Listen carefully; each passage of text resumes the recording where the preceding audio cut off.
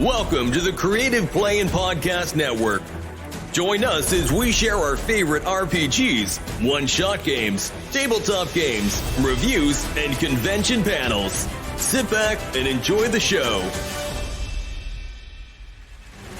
Hi, this is Kelly, aka Trixie from Ragnarok and Roll, a Scion to Ragnarok story, and Tilda Wimblewick from D&D Journey of the 5th Edition. First off, I would just like to say thank you to everyone for listening to our varied adventures, as well as for rating us on iTunes and RPGpodcast.com. If you haven't rated us yet, we would greatly appreciate it if you could. And if you're looking for more ways to support our efforts, we are now on Patreon, a great site where you can help us continue making more podcasts, as well as some special surprises for our patrons. If you can, please look us up at www.patreon.com/cppn. Every little bit helps. And again, thank you for listening. Good morning, everybody. Good morning. Thanks for being up, relatively early for the convention and coming to join us to talk about why some movies end up becoming classics even though they weren't successful upon their initial release. So, just a real quick introduction. My name is Brian Haas. I've been a film critic for nearly 30 years at this point. I am a screenwriter, a filmmaker. I've done piecemeal stuff for lots of different publications that have gone out of business over the years. So, I also program films for the Majestic and Phoenix. I've done stuff at the Loft as well. The Loft is incredible in the realm of like indie film. Movie theaters, like it's almost unprecedented. So, anyways, that's who I am. Hello, everybody. Okay, Forrest, local writer, artist, and former filmmaker, and a long-time dentist at the TusCon. And I've done my own fair share of film criticism, and I'm really excited to get to some of the nuts and bolts of this panel. So, I'm Scott Glener. I'm one of the people that programmed TusCon, so I decided that this panel would be a really interesting one, and I wanted to put myself on it. It's one of the great things about being the programmer, right? Yes. It's like, that's interesting. I'm going to do that. My name is John Hornor Jacobs. I'm a novelist and screenwriter. I have 11 published works. My fiction has appeared in Playboy Magazine, and Southwest Review, and Cemetery Dance, and I've had articles on Huffington Post and in Fangoria Magazine, and so I'm a horror guy mostly. But yeah, I'm excited to be on the panel. Though I don't know if I was thinking about it, I was like, I don't really know if I have any cogent thoughts about this subject. But Oh, I have all sorts of ideas about this. This is one that fascinates me to no end. So. First of all, it's Saturday morning. Do you have cogent thoughts? yes, all right. I better. Sunday morning. Sunday. You don't see? You got con brain. You don't know what. You don't even know what time it is or anything. You're just like, I think I'm supposed to show up right now. So, yeah, I absolutely love this idea, right? And there are definitely there's movies right now that I think are getting released that I think will be classics at some point. There's a movie called Spontaneous that I think is brilliant that came out in the last 2 years that really effectively talks about issues for like teenage kids, and like it sort of deals with like school shootings in a roundabout way, but the premise is like the kids start blowing up and they don't know why, and nobody can give them answers, and everybody's just kind of like, well, we're doing our best, and it's something that I think is going to really resonate down the line when people kind of find it has a real Heathers feel to it, which is another movie that was not successful upon its initial release, and now everybody loves Heathers. I mean, it's a classic.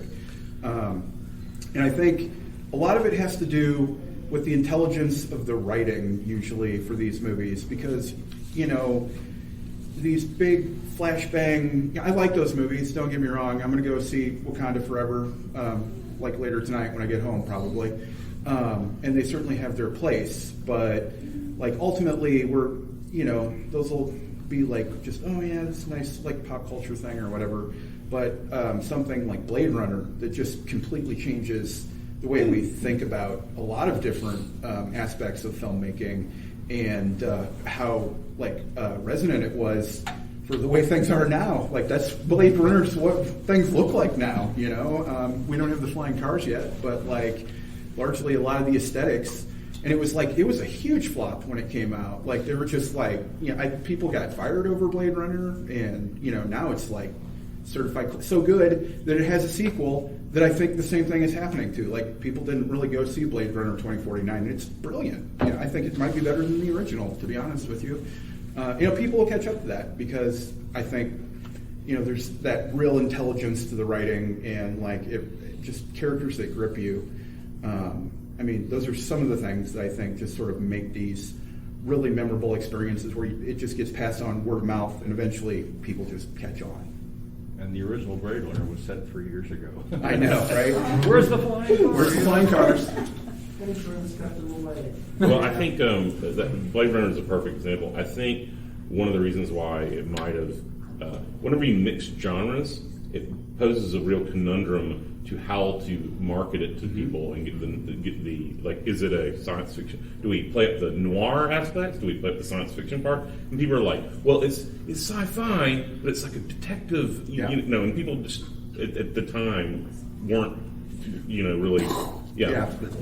The idea of like melding different sort of genres like that, like seamlessly, wasn't really a thing yet. You know, not in the way it is now, where you're just like, here's a high concept, you know, piece, and they're just like, oh yeah, okay, fine, I buy that. There's two Earths that sit like this close to one another. It's all about classism and stuff like that. Yep, fine, buy it. Well, totally. almost one of the things that the cult movie needs is for the movie to do something on a genre that's completely unexpected, like Heathers. Yeah. Okay, you know, Heathers is done pretty much in the middle of all of the, you know, Hughes teen movies. Mm-hmm. And if you go into Heathers expecting that, ooh. You're about to get your teeth kicked in, you know. And you probably deserve it, because you need it probably. You know? Yeah. Well, my first experience with a film that didn't do well when it came out and yet became a classic was The Wizard of Oz. Yeah. It was made in 1939, which many people say was the best year for film ever, because you can go down the list of films that came out that year, and it's like, did it get lost in the shuffle? The fact that Victor Fleming, who directed The Wizard of Oz, was one of 4 directors. The last one he also did Gone with the Wind and all that, but it did not make a lot of money until the mid-1950s, when my generation were just entering school, and we saw it on TV for the first time. It was always on Thanksgiving weekend, because they know the kids had 4 days off, and so I always associated with Thanksgiving, and I never got to see The Wizard of Oz on a big screen for probably 15 years later. And it was like seeing the movie for the first time. It's like if you as a kid, you could be captivated by something. Back then, very few people had color TVs. So the whole Oz section was kind of lost on us, you know. And I saw it, you know, on a big screen. And go, it's in color. Well, I knew it was in color, but I'd never seen it, and it was still like, you know, it was a quantum leap over what I was even expecting. The color parts were a gimmick too, to separate it from what television was, largely for why he was saying, because most people had black and white, and that part's just lost. Yeah, which makes me think of on the initial release, the whole movie was black and white, which might be part of the reason why it didn't really resonate as much. There's a lot of those that, you know, like another generation just finds it later, and they're like, wow, like where's this? Just like it. I mean, it was like, it did okay, you know, like I wouldn't say that like it was like a huge flop or anything, but like nobody was like happy about what The Wizard of Oz did. And then it came out, like you said, about 49, 50 again on re-releases, which was a big thing back then. And it just like completely enamored a whole generation. And now, I mean, everybody thinks it's a classic. That means that the way it's presented to the audience makes a difference of whether or not it's an initial success, because not they can make a big difference, and then it can catch on because the effect is truly seen. Well, I got like a good example of something that's sort of the opposite of that, like Idiocracy, right? Which, like, how did that not get like a wide theatrical release, right? Mike Judge is maybe the best satirist that we have living today. That guy gets it. That guy just gets it. And he's not mean about it, too. That's the thing that I really appreciate about Mike Judge. He's just showing you, and it's like, it's ugly, and, you know, like, we need to sort of address some of those things, but, like, I think it was largely because they saw it was a comedy, but it's got a real political bent to it, and they were just like, how do we market this?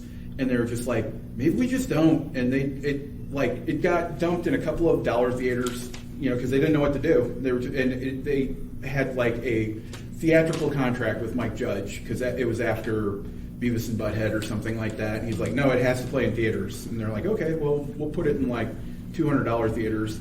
And then it largely disappeared. And then all of a sudden, like, everybody discovered it on, you know, either physical media or largely through cable. I mean, that thing played every day on Comedy Central, it felt like. I think it's important to note most things recently, or most things in the past 30 years have become classics through like VHS and DVD, and you know, that's like Wizard of Oz is an outlier because it got the re-release, but back then they didn't have, you know, home video, and that's been a huge thing that you know, a revenue stream for the studios, but also you know, an avenue for things to become classics. We recently had a conversation on a Zoom meeting I have with some friends who are screenwriters and authors, and they started bringing up having tape trading back when, which was a real thing, and we used to do it with you know,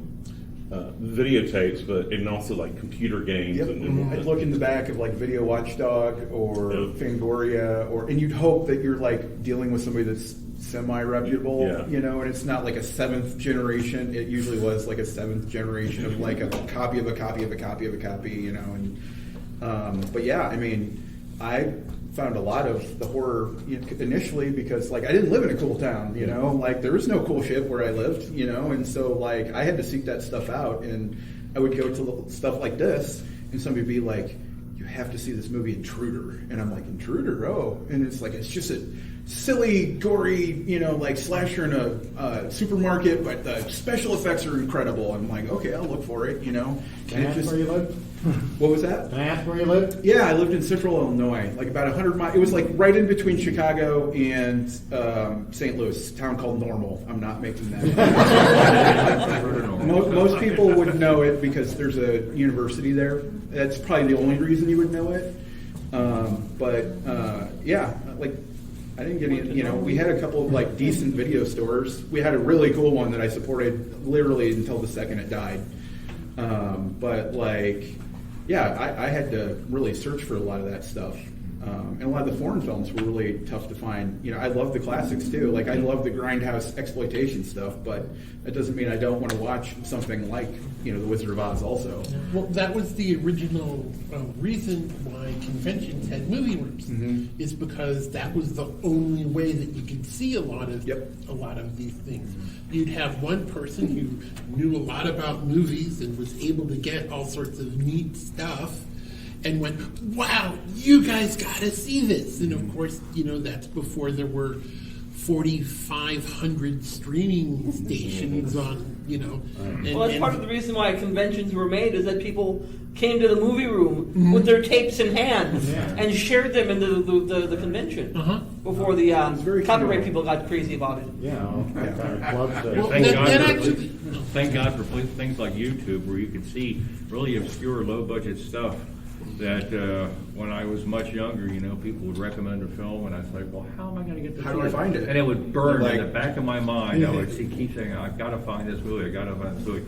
And now when the internet, with streaming, with DVDs and everything else, it's almost impossible not to be able to find something somewhere. Get a bootleg copy or something, and yet stuff still keeps getting re-released. I'm always shocked when a low-budget film like Carnival of Souls gets the respect from Criterion and gets a Blu-ray release, you know, $100,000 movie, and all of a sudden it's right up there with The Seventh Seal and Wild Strawberries and all these other films. It's one of my favorite horror movies of all time. I was telling my grandparents, I saw part of Carnival of Souls on a small TV in a student union at a small college that I went to, and it That was might like be 2 in the worse. morning, and I saw Forrest. I go, what the hell is this? There's all these people with white faces running around. It's like an early zombie movie, except they didn't eat you, you know. Yeah. And another film around that same time period, Carnival Souls came out in '62, is Spider Baby. Oh, Spider Baby! I love Jack Hill. If you've never seen Spider Baby, it defies categorization, and it's one of Lon Chaney's better last movies. You know, he did a lot of crap in the late '60s before he died in '73, but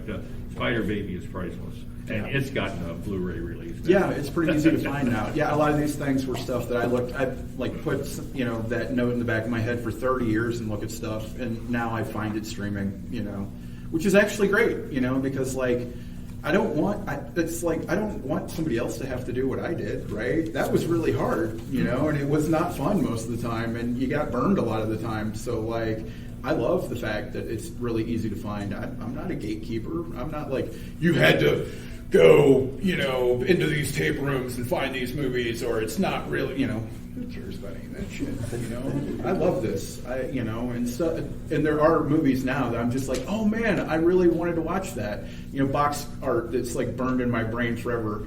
Like it's fun sometimes because there'll be like a movie called The Beast Within, right? That had a great box art, right? I would look at it, but I never got the opportunity to see it, right? And then years later, it's streaming, and it's a terrible, terrible movie. I mean, it's just awful.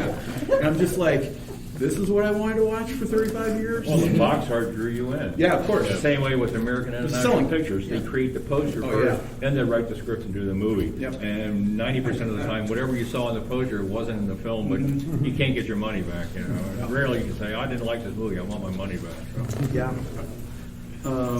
And I think like horror specifically is really good at this because like we are really good at going back and like letting people know about, you know, like I feel like John Carpenter's whole career post Halloween was sort of like this, where like why were nobody going to? All he did was make like 10 classic movies in a row. You know, I mean, like all-time classics.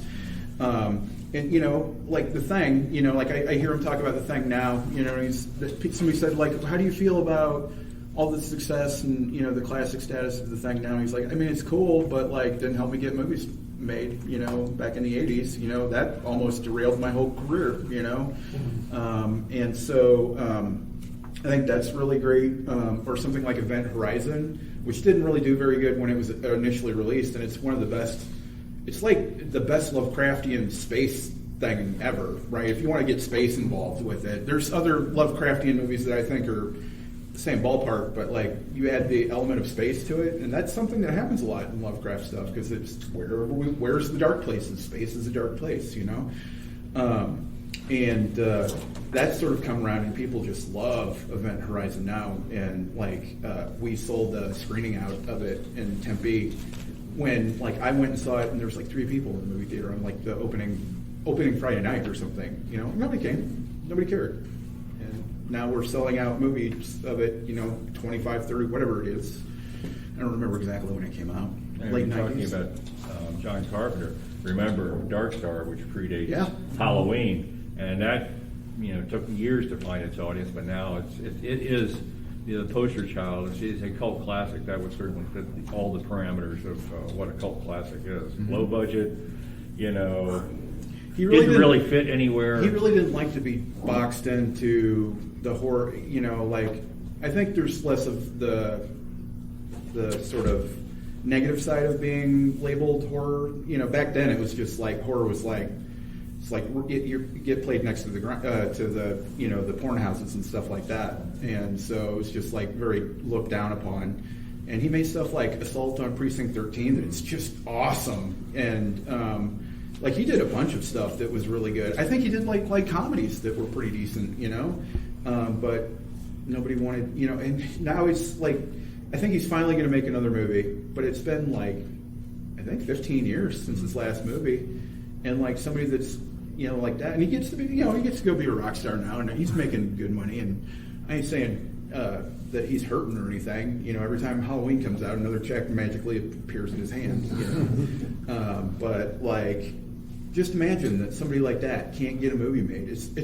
impossible. Like Frank Henenlotter, right, has not been able to get a movie made for like 20 years or something like that. And I'm like, look at all these people that are crowdsourcing. I'm like, why don't we do this for somebody like that? How many people know Frank Henenlotter? Henenlotter. Yeah.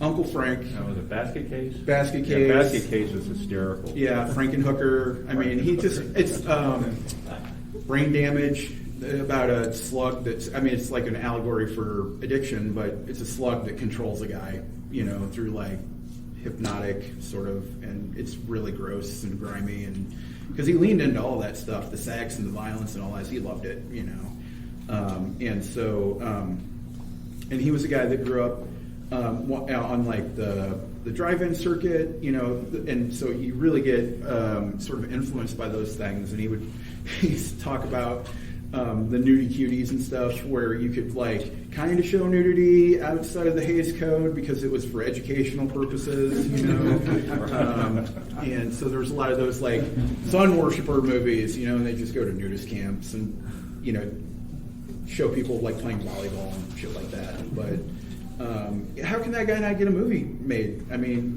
those are classics in my mind. I think that everybody agrees on that.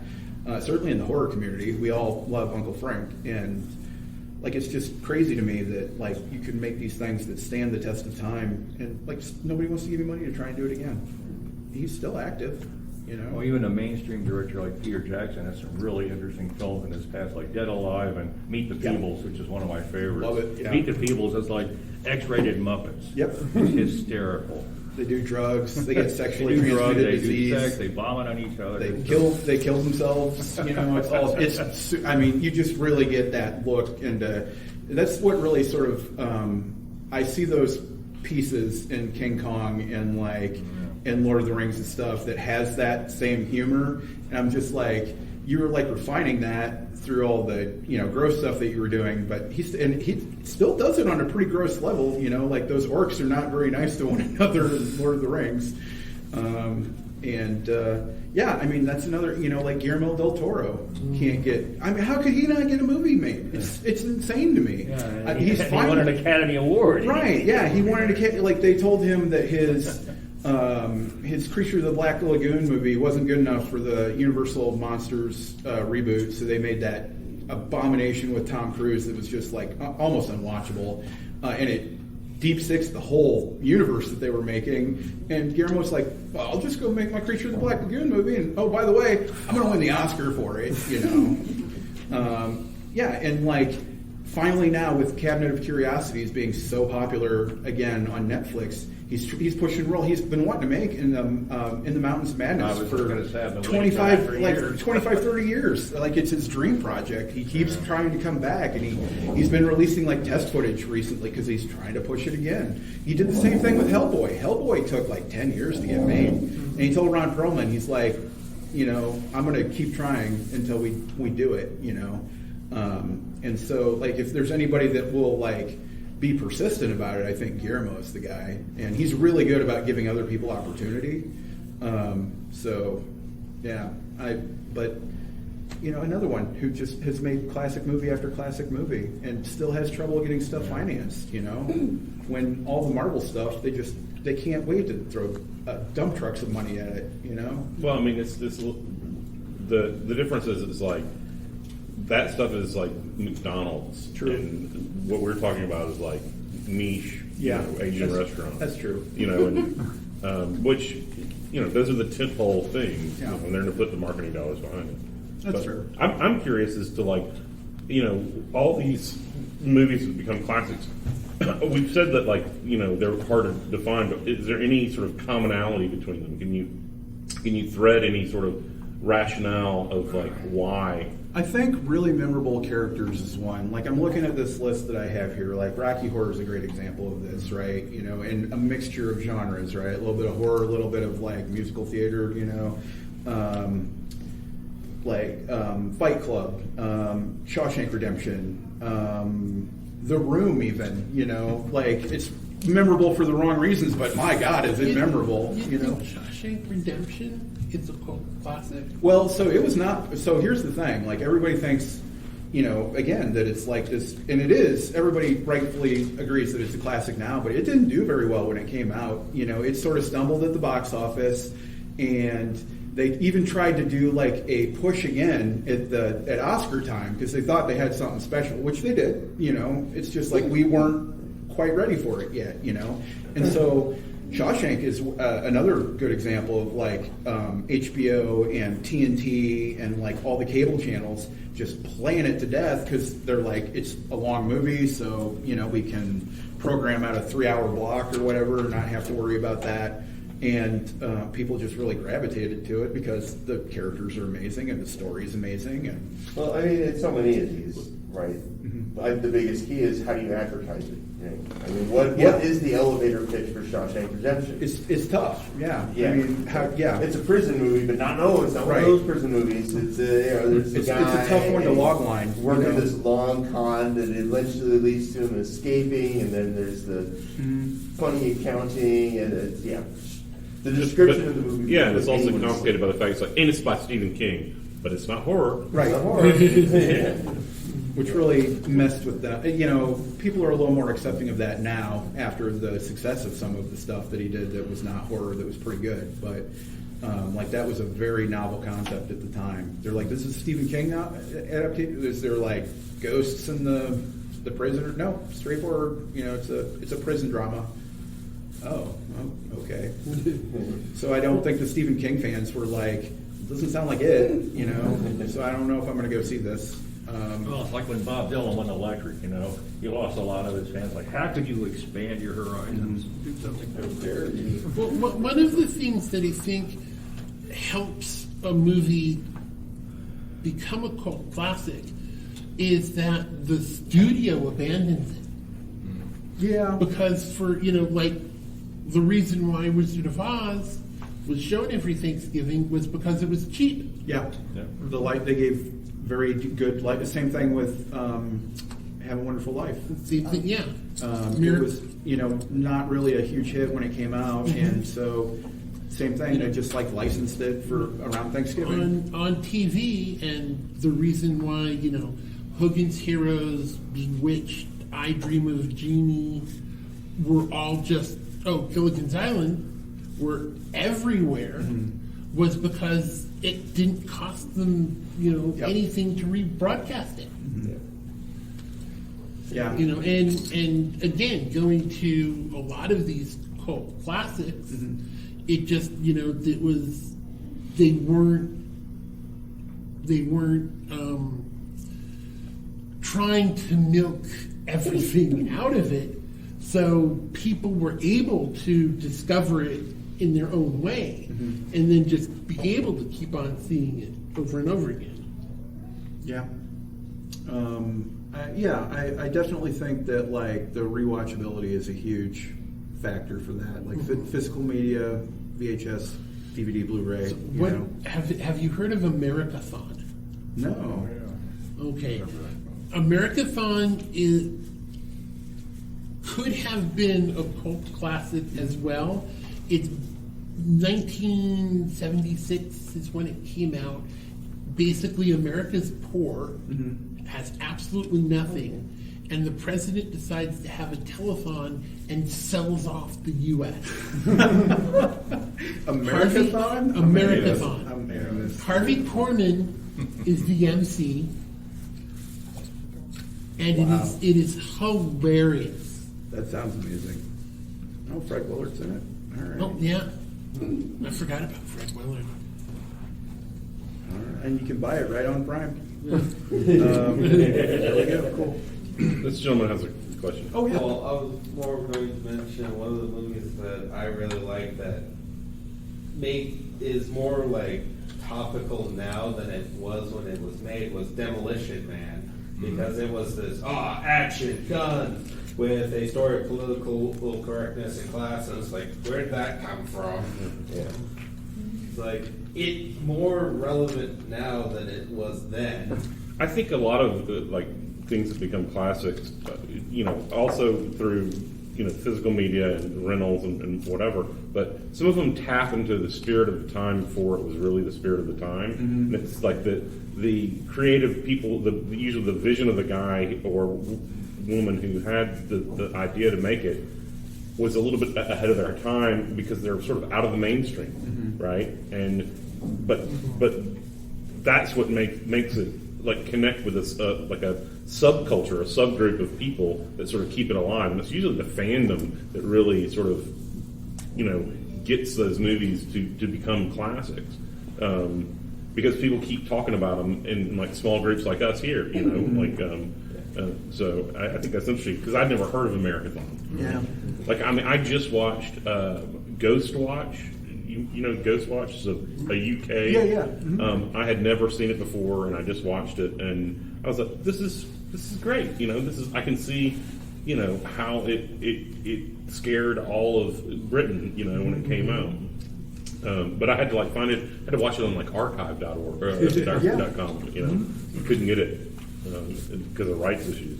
But yeah, it's I think some of them are just like someone mentioned in the thing. It says Buckaroo Banzai, which was so quirky and out of the mainstream, but it appealed to people who felt that way. It felt they felt like a little bit out of the mainstream, and that's a small subset of America, but it's enough to make it through repeat watching a classic.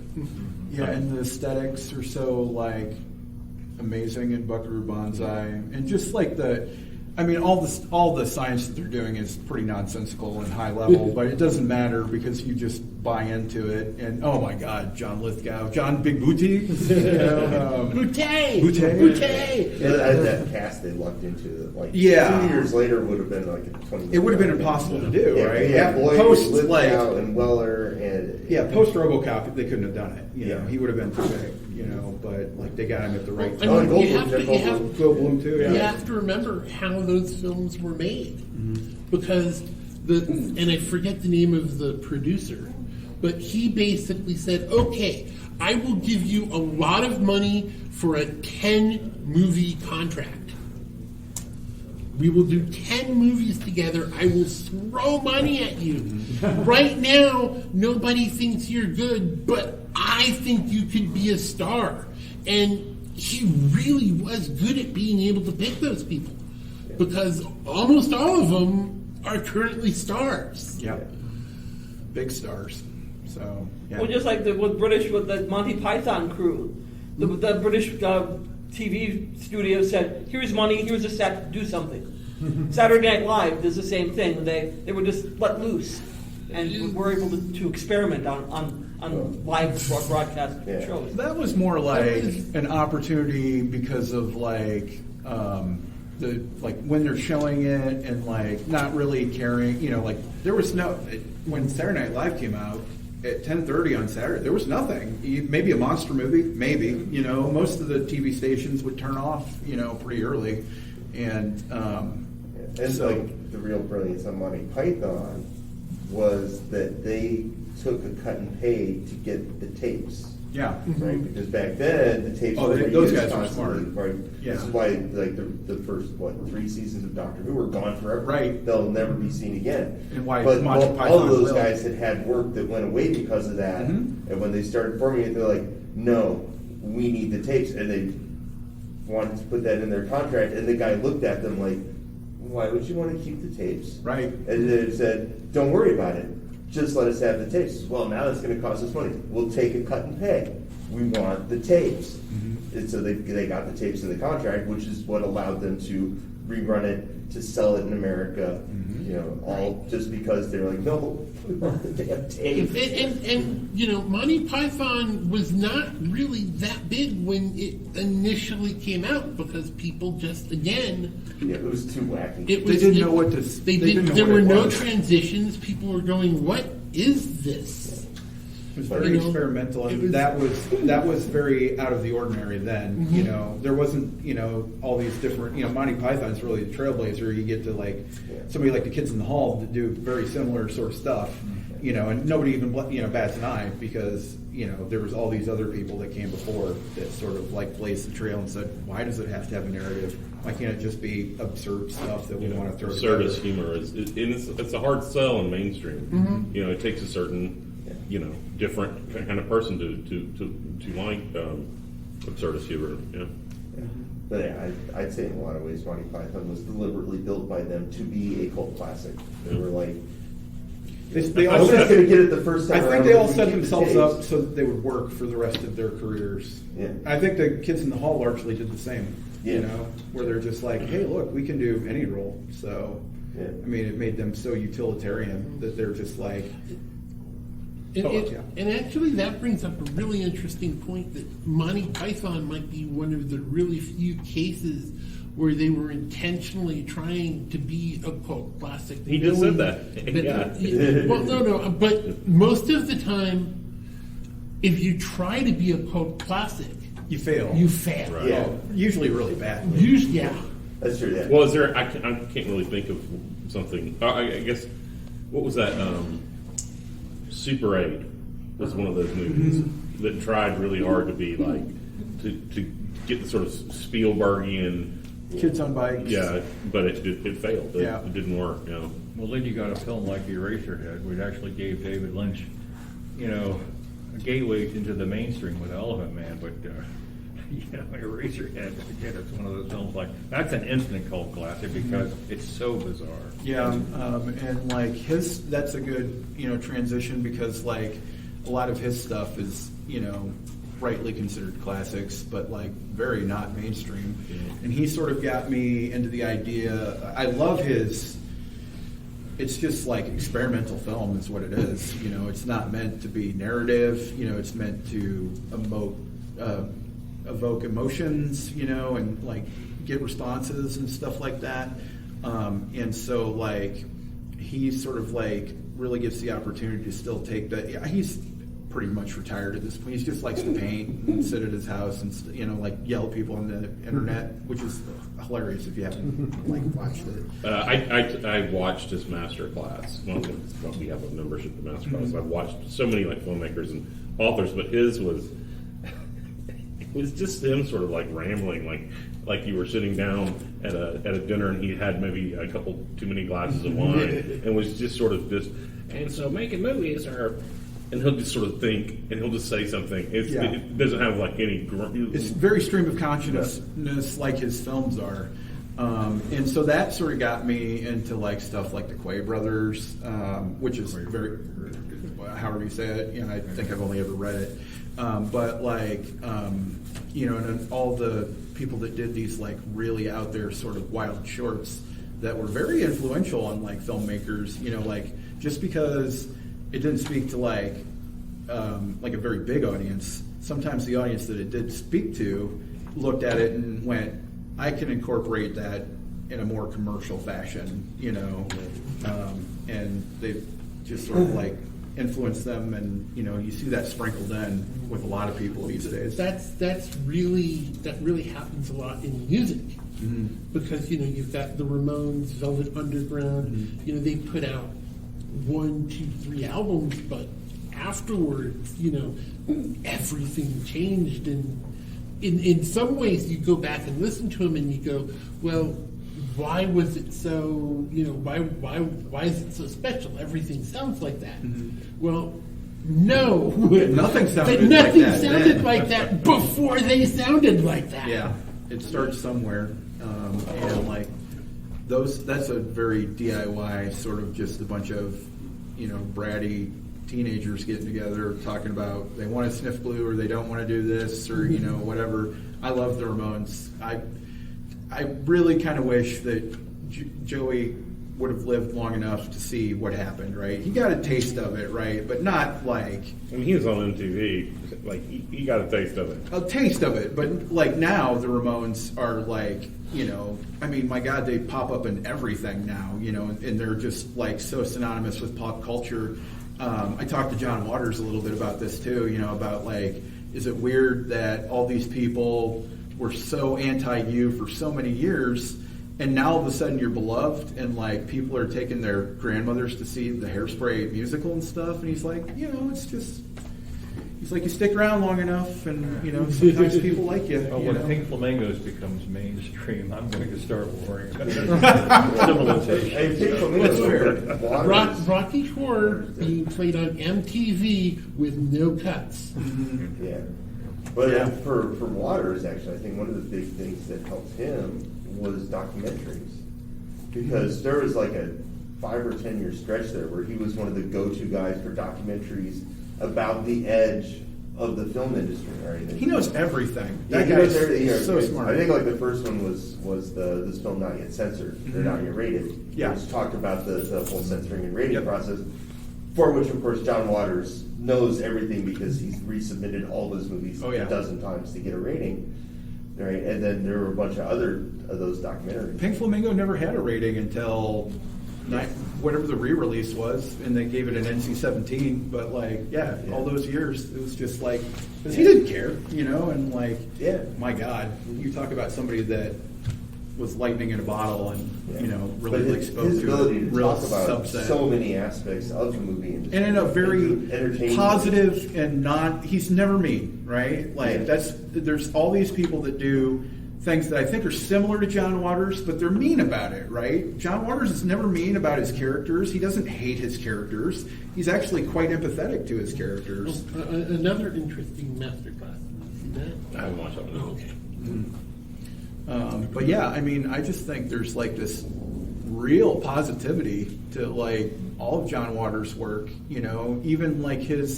even Pink Flamingos, where the whole idea is like, I want to be the most offensive person on earth, and people fight over being the most offensive person on earth. And I mean, plus, he had Divine, so Divine was special. Divine's another one that I wish could have sort of seen what happened afterwards. I'll bet they would have couldn't have even believed what happened with Hairspray. I'll bet. Yeah, nobody saw that. No. Nobody saw it. John Travolta? Oh, yeah. It's wild. The whole thing is wild. I also want to open it up to you guys, because I love interaction, and you guys definitely, I'm sure, have some thoughts on this as well. We can continue to talk about this for another 20 minutes or whatever, but what do you guys think? Anybody? Well, you hit all the ones that I was thinking about. Well, I'd like to bring up another director that maybe not a lot of people have heard of, but I think he's brilliant, is Richard Stanley. He did a science fiction film in 1993 called Hardware, which I'm not even going to try to attempt to describe to you, but I think it's brilliant. He also did a film which is kind of a slasher, drifter road movie called Dust Devil. Dust Devil, yeah. Which is set in South Africa, I think, or somewhere. The Outback, or maybe it is South Africa. Anyway, that I love. I would recommend it highly. And the only mainstream opportunity he's really gotten, and again, he's like Guillermo del Toro, where it's like someone of his talent should be getting more opportunities, but he hasn't done anything in quite a while. And the only mainstream thing he did, which turned out to be a disaster because of so much studio interference, was a remake of Island of Dr. Moreau. Yeah, in the late '90s. There's a documentary called, I think it's called Lost Souls, the making of Island of Dr. Moreau. That's absolutely fascinating. He is a really interesting person. Apparently there was some stuff behind the scenes, some icky stuff that's part of the reason why he hasn't worked in a long time. Icky stuff? Yeah, some not so great stuff. Yeah, definitely. He has like an aesthetic to his work as well. There's definitely a work. He did do The Color Out of Space 2 or 3 years ago, which is really good. Has Nick Cage, verse, in the whatever you want to call it, the reconnaissance of Nick Cage. We love to like tear our heroes down, and then we love to build them back up again. I was so happy when the Unbearable Weight of the first studio movie in 20 years or something like that. It was incredible. I couldn't believe it. I'm like, this guy that's made billions and billions and no, you're yesterday's news now. Yeah. But that gave him the opportunity to like take some real opportunities and chances. And he made some real crap during that time. Don't get me wrong, but like Pig is maybe the best thing he ever did. Yeah, Pig is such a great movie. That is a classic. It's like there was a scene in a restaurant where he's talking to a guy and talking to him about his dreams. And he's like, you only get really one opportunity for your dreams. And you know, like, why are you not doing what you were dreaming about? Why are you doing this other thing that's, it is successful or whatever, but why are you doing that? You know, you had a dream of like something simple that sounded really great and you just gave that up, you know, for success. Well, the great thing is I love that movie because it's a Nick Cage movie, so you expect there to be like violence or something. Oh, yeah. So when he's going to the restaurant, he's going to get this information where, like, because he wants his pig back because he loves his pig. Yeah. And you think, you know, they sort of set it up where you think like he's going to like hurt somebody or whatever, but when he does, but all he does is he just does it through words. He kind of breaks his character down. And with just a couple of words. Yeah. It's fantastic. It's a really good movie. Very subtle. Yeah. It's on Hulu, I think. It's super easy to find. So. Yeah, when you go to a Nicolas Cage movie, you expect, rightly or wrongly, a certain persona. Maybe his most mainstream is probably Adaptation, where he's relatively normal. And even that's not very mainstream. Yeah, I know. It's I mean, I'd probably say like National Treasure, one of those like high concept movies, or Con Air, you know, something like that. That's just like action. Yeah. So if you get too well known, can you still be called classic? For instance, Terry Gilliam. Oh yeah, because I think that sort of runs the gamut of, and I don't think Terry Gilliam ever really quite. I mean, he sort of touched the heights, but he never like quite got to the level that some of those other guys did. Even though I think his films are incredible. Well, oddly enough, with Gilliam, what he really became most famous for was making flops. Oh, I don't think he's ever had a hit. The people who watched his movies, if they know Terry Gilliam's name at all, it's for making that weird movie that made no money. Yeah, I mean, Time Bandits made no money and it's great. Yeah. Brazil made no money and it's great. I mean, he's got Munchausen. 12 Monkeys. Baron Munchausen. Baron Munchausen is incredible. Like the set design. Uma Thurman plays Venus, and you're just like, oh yeah, I get it, you know. And it's like super charming, and the absurdist humor is there. And he loves his like over the top violence. He just like absurd violence, you know. And so yeah, but I don't know that he ever really quite got. I mean, outside of the community, probably the thing he's most famous for is the Fisher public King. fight. That's probably his closest. Fisher King. Okay. Yeah. I think maybe because only Robin Williams was there. Yeah, Jeff Bridges. Popeye and everything else. I thought, well, I'll see what he's doing. Yeah. Yeah, I mean, the fight he had with the studio for Brazil, which involved taking out full-page ads against him, is probably the thing he's most famous for. Outside And Man of La Mancha. Yeah, which is incredible. That's another great. That's That's another great filmmaking documentary. Just like, and Don Quixote actually ended up pretty good when it was released. I enjoyed it quite a bit. I thought this is pretty straightforward, classic Gilliam style, absurd. You know, I think he sort of nails all the pieces. And Adam Driver's super like charming in that movie. Is like a guy who just he really wants to be Sancho Panza, you know, and like he just keeps telling Don, he's like, this is not real. This is not real, Don. He's like, what are you talking about? This is not real. You know, that's the whole point of Don Quixote. But they bring it to like this modern era, and they sort of work it into like filmmaking.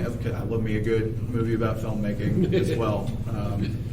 And so seeing La Mancha. Oh God, it's been out for years and years, 15 maybe or something, because he tried to get it made right around 2000 probably, and he had the test footage and it looked fun, and it just sort of fell apart, even though he had Johnny Depp at the time to be the main star, and that's when Johnny was like white hot, you know, so still couldn't get it made, you know. And it made no money when it came out, so I understand why. And they're just like, no, Terry, we can't keep giving you money like this. And then there's a very personal one that he did called Tideland that's very good, about a daughter dealing with her severely addicted father. That's a little more personal, I guess. I don't know the whole thing behind it, but that was what Terry said. He's like, this is my most personal film,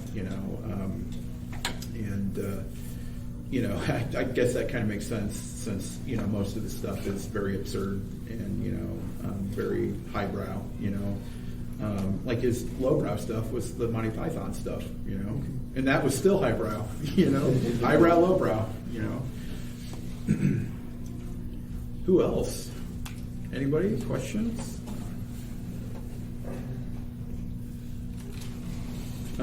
So I'm actually really excited to watch this Americathon. It's a brilliant movie. It's funny because this is something that can happen to anybody, right? Even the biggest people. So, like a good example of this is Big Lebowski, that was largely not very popular when it came out. They were like, "What is this movie even about?" Right? Like the Coens are pretty famous for not really caring so much about structure, and and they love their absurdist stuff. Their absurd stuff is always the stuff that gets them in trouble. What's the one with Tim Robbins and Paul Newman? The Circle one. For kids. What was it called? Hudsucker Proxy. Hudsucker Proxy.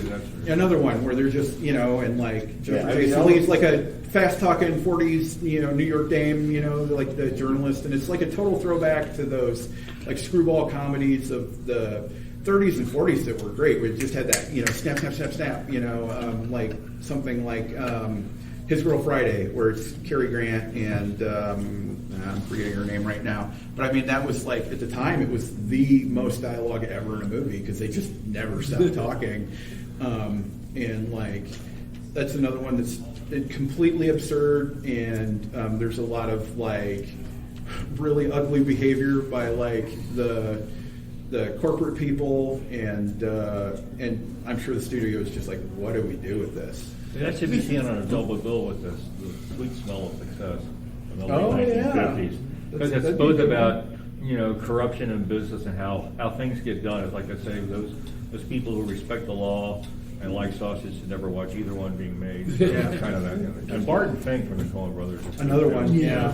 It's like the dark side of Hollywood. It's a great filmmaking movie. How the machinery gets oiled. So, and John Goodman is so. He's bad in that.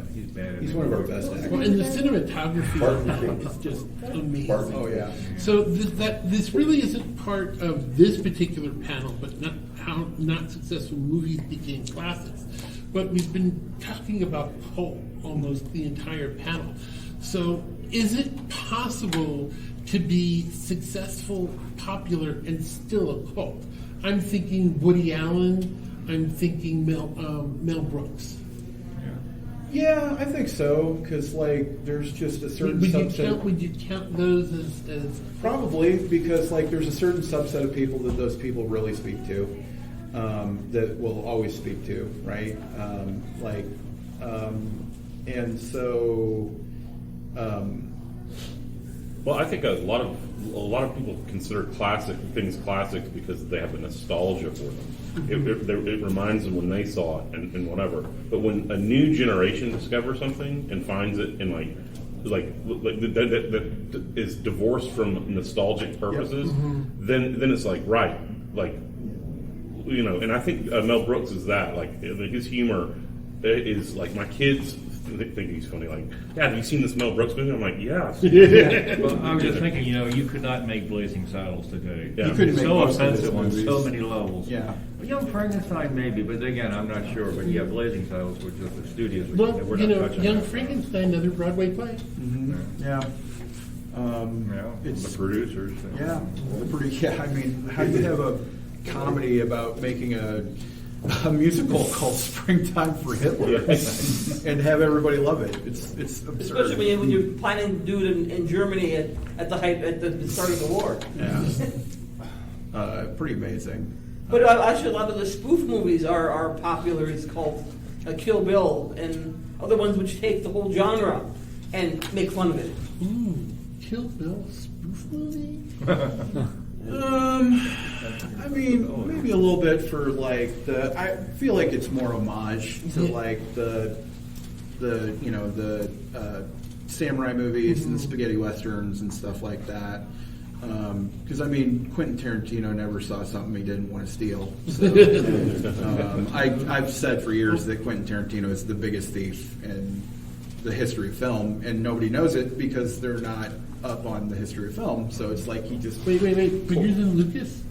I mean, I don't know, because like Lucas only did that one thing, really. You know? So he like, just did one thing over and over and over again. And Lucas, I'm a little more like the technology side of it. He did so much that I'm just like, I don't really care that they're just samurai movies. You know, like that's all Star Wars is you know, Seven Samurai or Yojimbo or you know something like that. Hidden Fortress, Hidden Fortress, yeah. And so, but I mean, that's been happening for years. Yeah. See, now, I wouldn't actually say Lucas or Tarantino are thieves, largely because they're still willing to talk about it. Right? I mean, Tarantino will spend 5 times the length of he doesn't deny it, what he's certainly. taking it from.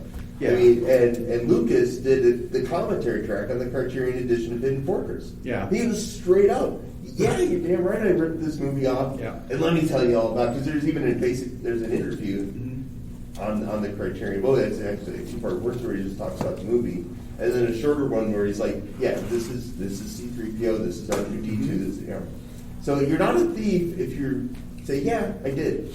Right? It's an homage. It's Yeah. an homage. It's a Well, pastiche. That's what I always tell people. A reimagining. Yes, exactly. Because you know, all art is additive. Oh yeah. Cinema Certainly. is even more additive than most things, except for music. So, I mean, the all fact those- that you went and said, yeah, this is cool, I want to do it like Every that. shot that we take for granted in a movie now, at some point, somebody like pioneered that, and then everybody ripped it off. You know, Steadicam is probably the biggest one. You know, like Steadicam changed the whole way that every movie was made. You know, and the fluidity of the camera. You know, like the Blair Witch effect on watching a film. We have to have seasick pill before you can watch it. I did get a little queasy in Blair Witch. There's another one that I just saw that was like that recently. I'm trying to think what that was, but I mean that might be a good example of one that like probably started out as a cult and then like just exploded. You know, where it was just like.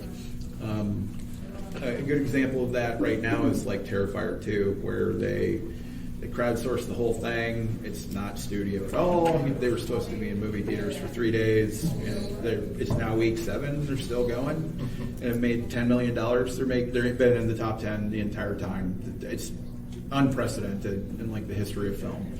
I'm really hoping that that's like a turning point where we get a little more of that drive-in grindhouse feel, and some of these guys there's some really great exploitation directors out there right now that I think are just like exactly like David Lynch or John Waters or people like that I think deserve an opportunity to have an audience find them as well. And I'm hoping because like right now we're floundering, cinema is floundering right now, and like largely everything that we do when we're programming is value added now. You know, that's how I pitch everything that I do. This is the value that I add, and this is why you should pay more. This is why you should pay $15 to see a movie that is streaming somewhere right now. You come because I'm going to give you something, you know, some sort of insight or something like that. And we'll have a QA afterwards, and we all can have like a conversation. And it's like a community, right? But like, I'm sorry. Go So ahead. we're running out of time. Oh yeah, sorry. So why don't each one of us give one movie that either is a cult classic that you might or might not have seen, or something that's like been out now that you think will be a cult classic in the future? So the best movie I've seen in the pandemic, I saw it at a film festival 2.5 years ago. It's a movie called Dinner in America. It was having impossible problems with finding a distributor, largely because it's hard to classify, right? It's about 2 punk kids falling in love. I just watched this. I never felt so seen in my entire life. And it's finally streaming on Hulu. And like the director is a super nice guy. Been an indie director for years and years. I highly, highly recommend it. It's spontaneous, also very easy to find. It's on Prime. It's on Hulu. Please watch that. I've been hyping that for like 2 years as well. So, sorry. Well, I've given plenty of recommendations during this hour, so I'm not going to make any new ones. I've given you and I got to be in another panel. So I'm Oh, gonna that's fair. That's fair. Mine is Everything Everywhere All at Once. That was a huge hit, though. Was it? Yep. Oh, yeah, it was Okay. Top of the box office for like 3 weeks. Oh, wow. Yeah. That was one that, like, it was the old school where word of mouth, and it finally, like, caught on fire. So, the only thing that just pops in my mind is it wasn't even released in theaters. It was one of HBO's original movies that they made back in the late 80s or early 90s. It's called Cast a Deadly Spell. Oh, yeah. With, H.P. Lovecraft with was like Fred an Ward and Julian. The late Fred Ward. I love that movie. Yeah. When they say in 1948 everyone practices magic and lost it. Yeah. Thank you guys for coming out. Appreciate it so much.